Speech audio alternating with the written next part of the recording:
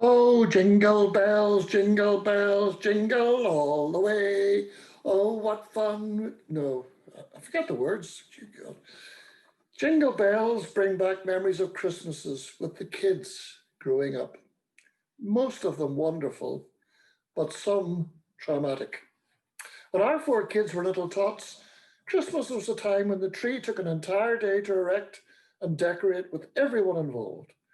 The Christmas fairy lights brought oohs and ahs when lit for the first time. Christmas cards were perched on every available space, including the toilet windowsill, reserved for very special relatives and friends. The visit to Santa's grotto in the shopping centre, of course, was a highlight. The noisy opening of Santa's presents, usually at some unearthly hour, and of course, Christmas dinner. Each Christmas Eve, once the kids were in bed asleep, I went out to the garden, to the shed where Santa's presents had been secreted over the previous weeks. I brought the lot into the sitting room not the good room, the sitting room, where the Christmas tree stood. Presents were put in four bundles close to the tree, one bundle for each child. Then off to bed, my wife and I tramped, exhausted and only a little anxious that Santa would be a success. In the morning, usually about 6, at least one child would sneak into our bedroom asking, "Has Santa come?" Unlike my brother in law, I never tried his trick of removing the light fuses in the fuse box to stop the kids getting up too early. When all four had appeared, down we'd go, and I would unlock the sitting room door and turn on the light. Instantly, there were squeals of delights and shouts. "Look what Santa got me! Wow, just what I wanted! Oh, I love Santa!" Boxes, paper, and plastic soon littered the room, but it didn't matter. The look on their faces made Christmas the special family time that it is. The noise, the laughter, the glowing faces, the wonderful innocence of children at Christmas. But of course, the jingle bells were soon to ring a different tune as the children grew older. Christmas Eve 1987 came and our eldest was now 8. I was a little perturbed when she pulled me aside in the kitchen for a private chat. She whispered to me that one of her pals at primary school had claimed that Santa did not exist, and she suspected he might be right. I feigned amazement. "What? You must be joking. Of course Santa's real. Do you think I, the meanest man in the world, ask your mother, would spend money on the sort of presents that Santa brings? Don't be silly, darling. Of course Santa's real." I decided there and then I would have to take action to protect Santa's position in our Christmas festivities. So when they were safely in bed that Christmas Eve, we set about as usual laying out Santa's presents. But this time I finished off by taking an old shoe from under the stairs, shoving it up the chimney, covering it in soot, and then marking out sooty footprints across the tiled hearth, beside the half-eaten mince pie and half-empty bottle of beer the kids left for Santa's reindeer. I surveyed my handiwork with pride. That should put an end to their doubts. Paula looked in horror at the filthy hearth she had polished earlier that day. Christmas morning, the kids invaded the front room and screamed with delight at Santa's piles of presents. I watched our eldest closely as she eyed the evidence of the hearth. I smiled smugly to myself. The other younger ones saw the sooty footprints and shouted, "Look, look, Santa's footprints! Wow, he was here! Look!" Our doubting eldest followed me out to the kitchen. "Well, that was something, wasn't it? His actual footprints," I said. "You see, I told you, he really does exist." "Yes," smirked my eldest daughter. "And I notice he wears Adidas shoes." She burst into a fit of giggles and ran upstairs. She had got me. And she was delighted at her discovery and my stupidity. The bells were jingling again. Innocence was departing. But worse was yet to come. For several years, it had been the tradition that our three girls would perform their very own little pantomime or nativity. Singing and performing were in the blood. It was usually cute and noisy and a bit disorganized, but the two visiting grannies always loved looking forward to being the audience for their grandchildren. About this time, however, the two eldest girls had become avid fans of the TV soap Neighbours, especially Scott and Charlene. One infamous episode at the time portrayed one of the other characters giving birth to her child while on a country picnic. Little did we realise how closely our girls had followed the plot.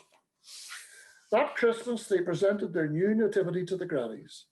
They each played several roles: Joseph, Mary, and the shepherds and the kings, and so on.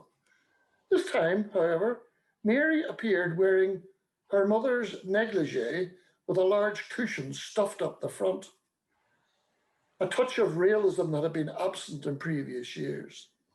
But when Joseph led Mary into the stable, the nativity took a more modern and darker turn. As Mary lay down, Joseph held her feet up in the air. Mary was moaning and groaning, and then Joseph screamed, "Breathe, breathe, Mary girl. Now push, you girl. Push, for fuck's sake, push." The grannies sat with mouths gaping. Paula jumped up, shouting, "Right, right, right, girls, come on, thank you very much. Well done, now time for bed." I was choking on my mince pie. The grannies were eerily silent. That was the last year we had nativity plays in our house. The bells were jingling louder still. But those bells jingled loudest for the end of innocence a few years later again. It was just the Christmas holidays, the kids were off school, and the girls had graduated to the troublesome teens. I was just in from work, and Paula advised that our 14-year-old daughter and her friend Patricia, she was staying over for the night. They were planning to go to the cinema, she said. But Paula had her suspicions. "I think those two are meeting some boys. Mark my words." I went up to the girls' room where the two were playing records and chatting. "Hi, girls. Hi, Patricia. Good to see you. I hear you're going to the cinema. Are you going alone? Or, as someone downstairs suspects, meeting boys?" "Daddy!" exclaimed my teenage daughter in a hurt voice. "No way! We would tell you, wouldn't we? Really would." "That's fine, darling. I believe you. Your mother's far too suspicious." I went back downstairs to Paula. "You really ought to be more trusting, as a mother. You're far too suspicious." They insist they're not meeting boys, and I believe them. Oh God, you men. You haven't a bloody clue, have you? She has you wrapped round your wee finger, Livingstone. Okay. So I'm back upstairs. Now look, girls, I need to ask you one more time. Are you meeting boys? This time, they both burst into tears. "Honestly, Daddy, we're telling you the truth. Mr. Livingstone, we wouldn't tell you a lie. No boys, no boys. We promise." I was mortified. "I believe you, darling," cursing Paula under my breath. I went down again and had my dinner. Paula and I didn't speak. Then the telephone rang. I went out to the hall and picked up the receiver. "Hello, Miss Livingstone's here." "Hello, Mr. Livingstone," a wee tiny boy's voice bleated. "It's Barry here. I just want to know if the girls are meeting us at 7 or 7:30 at the cinema. Could you ask them?" By this point, my daughter was standing at the top of the stairs with a thunderous face. "It's for you, darling," I said. "It's Barry." She tumbled down the stairs and took the phone from me, and I retreated to the living room, just leaving the door a crack open. And I heard her angry voice. "For God's sake, Barry, I told you not to ring my house. I'm in dead trouble now." When she hung up on Barry, I called the two girls into the room. "Right, ladies, you're both grounded. You're not going out." Bawling, tears, apologies, they ran upstairs into the room and sanctuary. Paula, meanwhile, was sitting looking very, very frigging smug. At least she didn't say, I told you so. But I could hear those bells jingling to announce the end of childhood, innocence, at least for my eldest. Since it was Christmas and I am a half decent sort, I let them stew for 30 minutes and then told them the good news that they were reprieved and could go to the cinema. But I was leaving them there and picking them up exactly 1 minute after the minute the film finished. They met the boys at the cinema. I hope they had fun, innocent fun preferably. But my jingle bells were jingling a little more muted now. Such is parenthood. Jingle bells, jingle all the way.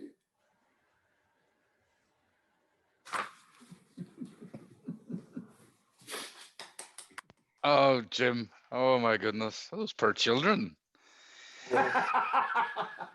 Do you know that night when I went to the cinema, I waited till they'd gone into the auditorium. I then went in and asked to speak to the manager to find out the exact time that movie finished. And I was standing at the bottom of the stairs and I heard little Barry going, oh yeah, it's your dog, it's your dog. So they, oh yes. I had to own back. I had to pay for the wedding, so. Oh, your poor daughters. Honestly, I'm surprised you didn't go in there with them watch the movie.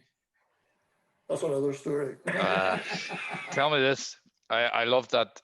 Is it your brother-in-law who takes the fuses out the night before on Christmas Eve? Three boys, and he used to take the fuses out the night before, and so the poor dears, the sun wasn't coming up till about 8 o'clock, and these wee fellas were desperate to get in to see Santa, but no, I wasn't that brave.